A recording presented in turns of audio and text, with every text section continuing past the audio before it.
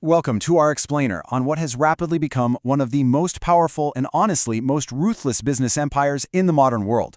Today, we're diving into the Premier League. And look, this isn't just a sports competition anymore. It is literally football's ultimate money machine. We're talking about an industry where clubs routinely drop billions of dollars, where players earn absolute fortunes, and where matches are broadcast into luxury boardrooms and living rooms in pretty much every single country on Earth. It's a masterclass in global business, completely driven by money, influence, and high-stakes entertainment. To put the sheer scale of this wealth into perspective, let's look at the financial floor of this league. Because of how revenue is structured today, billions, and yes, I mean billions with a B, flow through this ecosystem every single season. Get this, even bottom-tier English teams that are actively losing matches and fighting desperately to avoid relegation, can actually rake in more annual revenue than the title-winning champions in some other major European leagues. The financial scale is, frankly, unbelievable. But this raises a multi-billion-dollar question. Because just a few decades ago, English football was decaying. It was struggling, and it was falling completely behind its international peers. So how exactly did English football go from a massive existential crisis to becoming the absolute richest, most dominant football league in the world? Well, it's a story of a dramatic corporate turnaround, and it all traces back to one incredibly risky gamble. Section 1. The 1980s English Crisis, the Dark Ages. If we look back at the 1980s, the grim reality of English football was just undeniable. Stadiums were severely outdated and, in some cases, genuinely unsafe. Crowd attendance was sharply declining, largely because widespread violence was seriously damaging the sport's public image. And television money? It was virtually non-existent. Meanwhile, over on the continent, European rivals were modernizing rapidly. Italian clubs were scooping up the world's biggest stars. Spanish football was aggressively expanding its influence, and Germany was pouring money into world-class infrastructure. England was completely stuck in the past. Something had to change. Section 2. The billion-dollar gamble. The 1992 breakaway. So, through the 1980s, the sport was in deep decline. But by the early 1990s, a light bulb went off in the boardrooms of England's biggest clubs. They realized something absolutely crucial. Their matches were incredibly valuable. Millions of people wanted to watch them play, yet the clubs themselves were seeing very, very little of that value. So, in 1992, they made a ruthless, high-stakes corporate decision. The top clubs officially severed ties with over a century of football and tradition, breaking away from the historic Football League to form a brand new competition entirely. We know it today as the Premier League. Now, at the time, this move looked incredibly risky. But there was one massive incentive driving this breakaway, and that was television rights. Broadcasters had started to view football not just as some local sporting event, but as premium entertainment. And guess what? Premium entertainment attracts paying subscribers. Almost overnight, football became television's most valuable product. The money started flowing in, and honestly, it never really stopped. It completely rewired the economics of the sport from the ground up. Section 3. The broadcasting revenue flywheel, the cycle of wealth.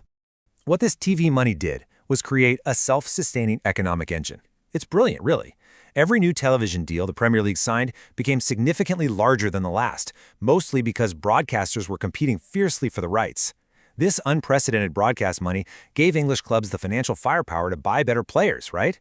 Those elite players then created high-intensity, super exciting matches, which inevitably attracted even larger global audiences. And, of course, more viewers inherently increased the broadcasting value for the very next round of negotiations. It's a textbook compounding flywheel repeating over and over, giving even mid-table English teams a level of spending power that completely shocked all of Europe. Section 4. The global footprint, winning the battle for attention. But here's the catch. To sustain a billion-dollar industry, you eventually have to outgrow your own country. TV money at home was great, but the Premier League did something its competitors seriously struggled to replicate. It truly went global. Massive fan distribution stretched across Asia, Africa, North America, and the Middle East. We're talking about millions of people who had never even set foot in England, let alone visited these host cities, becoming deeply loyal, lifelong supporters. The league wasn't just winning football matches anymore, it was dominating the global battle for human attention. And they pulled this off by perfectly marketing themselves as a worldwide entertainment product. They sold this fast-paced, high-intensity style of play. They highlighted the dramatic, atmospheric, and iconic stadiums. They leaned heavily into historic, bitter rivalries and aggressively promoted the global superstars playing on their pitches. Every single season became a highly anticipated worldwide event. And as this global audience exploded, well, so did corporate brand sponsorships. Everybody wanted a piece of this market, turning the league from a simple sports competition into an absolute global media juggernaut. Section 5. The Global Ownership Game, the Ultimate Asset Class. Once the Premier League proved its unprecedented global reach and rock-solid financial stability, it caught the eye of the world's wealthiest individuals. Look at it today. Ownership is heavily distributed among American hedge funds and sports groups, Middle Eastern sovereign wealth funds, Asian investors, and European billionaires. And let's be clear here, they didn't buy these clubs just because they loved the sport. They bought them because football clubs had officially become highly lucrative global brands. They are now viewed as premium asset classes, fully capable of generating massive revenue and appreciating in value for decades to come. And when billionaire money enters the equation, the infrastructure levels up big time. This new wave of immense capital wasn't just blown on buying players, it was strategically allocated to build out massive business empires. We saw investment pour into expanding ultra-modern stadiums, developing state-of-the-art training facilities, and vastly improving commercial operations, global marketing reach, and digital tech. Every single one of these structural improvements strengthened the clubs as actual corporations, which continuously drove the overall value of the entire league higher and higher. So, to sum it all up, the Premier League didn't become the richest league on earth because of one magical season, or one superstar player, or even one specific club. No, it became rich because it mastered something far more important than football: attention. Back in 1992, they made a calculated, ruthless decision to treat their sport as a global entertainment business. They captured the world's attention, and then they successfully sold that attention to broadcasters, to corporate sponsors, to billionaire investors, and to billions of viewers all around the globe. So, the next time you see a record-breaking transfer fee or hear about another multi-billion-dollar TV deal, just remember that you are looking at the direct result of a corporate strategy set in motion decades ago.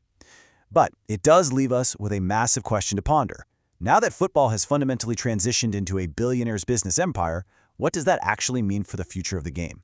Can the traditional spirit of the sport survive inside this massive corporate machine, or is this simply the new reality of premium global entertainment?